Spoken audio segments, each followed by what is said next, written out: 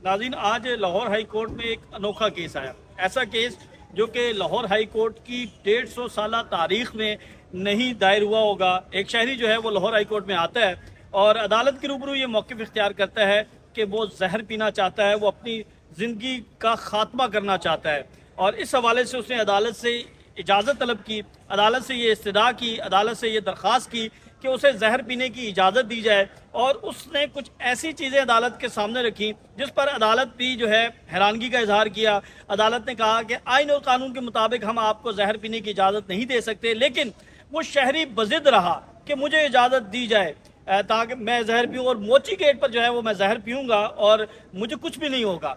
ये सारा मामला, ये मुआजरा है क्या? मेरे साथ senior court reporter Mohammad Waqas मौजूद हैं। इनसे हम ये जानते हैं कि ये शहरी कौन था, कहाँ से आया, क्यों जहर पीना चाहता था, अदालत के क्या रिमार्क्स है, ये सारी रुदात जो है वो आपके सामने रखेंगे। और इसने पहले ये दरख्वास्त जो है वो चीफ सेक्रेटरी पंजाब को दी कि मैं ये जहर पीना चाहता हूँ, और वहाँ से दरख्वास्त मुस्तरद हुई और फिर ये लाहौर हाई कोर्ट आया।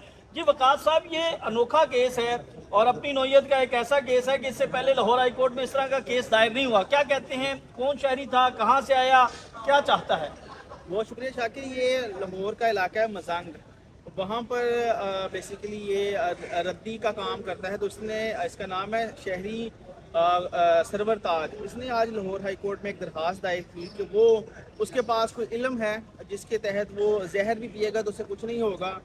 लाहौर हाई कोर्ट से पहले उसने होम सेक्रेटरी को दरख्वास्त दी कि वो लाहौर के मोची गेट पर स्टेज लगाकर बाकायदा ऑडियंस इकट्ठी कर कर ये सारा तजर्बा करना चाहता है कि मैं सबके सामने जहर पीऊँगा और मुझे कुछ नहीं होगा, फिर उस जहर से जो है वो कैंसर के मरीजों का इलाज भी करेगा। तो लाहौर हाई कोर्ट में आज जब ये दरख्वास्त दायर हुई तो जस्टिस रहील कामरान शेख ने इस दरख्वास्त पर समाअत की। और मज़े की बात यह है कि शहरी का कोई वकील भी नहीं था, इसने खुद अपने हक में दलाइल दिए। तो अदालत ने इससे पूछा कि आप जहर क्यों पीना चाहते हैं, क्या मामला है, जिस पर शहरी ने कहा कि उसे ये लगता है कि वो जहर पिएगा तो वो नहीं मरेगा। जिस पर अदालत ने हैरानगी का इजहार किया और कहा कि हम आपकी बात पर कैसे एतबार कर लें, आप हमसे जहर पीने की इजाज़त मांग रहे हैं, अदालत किसी गैर कानूनी काम की इजाज़त कैसे दे दे, खुद किसी तो वैसे हमारे मज़हब में हराम है और आप अदालत से ये तवक्को रखते हैं कि अदालत आपको हराम काम करने की इजाज़त देगी, तो ऐसा बिल्कुल नहीं होगा। जिस पर शहरी ने कहा कि आप मेरा यकीन करें, मुझे ये मौका दें, होम सेक्रेटरी को ये डायरेक्शन करें कि वो मुझे जहर पीने की इजाज़त दें और बाकायदा मैं इस हवाले से मोची गेट पर जाकर ये सारा तजर्बा करूँगा। और अगर ये तजर्बा कामयाब हो गया तो उसके बाद जो पाकिस्तान में कैंसर के मरीज़ हैं, उस जहर से जो है वो कैंसर के मरीज़ों का इलाज होगा, जो इंसानियत की बड़ी खिदमत होगी।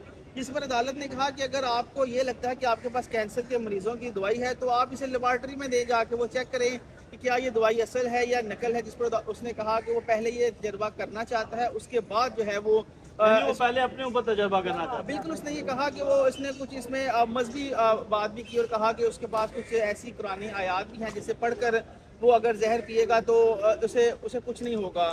तो अदालत ने उससे फिर ये पूछा कि आप ये दरख्वास्त यहाँ क्यों लेकर आए, आप क्यों अदालत का वक्त ज़ाया कर रहे हैं, हमें तो ये लग रहा है कि आप कोई सस्ती शोहरत जो है वो चाहते हैं और शोहरत के लिए खेलना चाह रहे हैं। तो उसने कहा कि ऐसा बिल्कुल नहीं है, मैं तो सिर्फ इंसानियत खिदमत चाहता हूँ।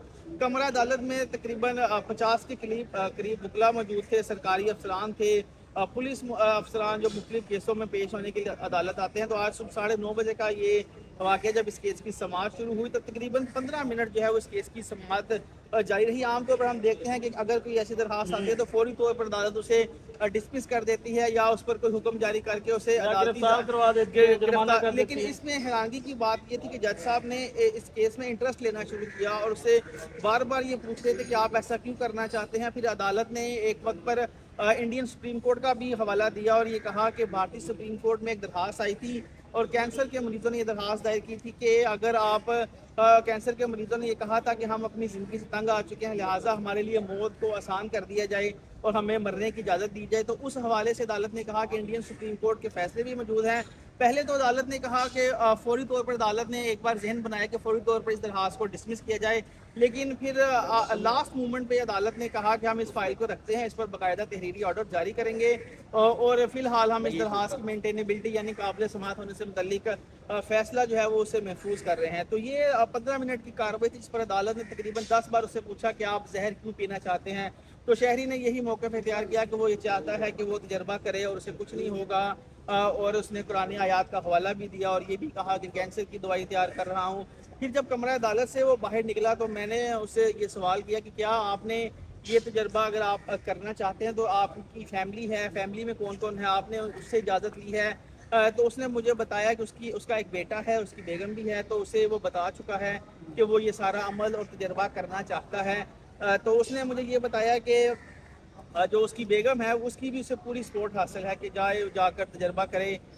تو میں نے اسے پوچھا کہ آپ کام کیا کرتے ہیں؟ اس نے بتایا کہ میں ردی جو ہے وہ فروخت کر کے اسکریپ کا کام کرتا ہوں اور اس سے اپنے بچوں کا پیٹ پالتا ہوں۔ تو میں نے کہا اگر آپ نے زہر پیا تو آپ کو کچھ ہو گیا تو پھر کیا فیملی کا کیا بنے گا؟ تو اس نے وہ بڑا پرعزم تھا، پھر اس نے کہا کہ مجھے کچھ ہوگا ہی نہیں، میں کہہ رہا ہوں۔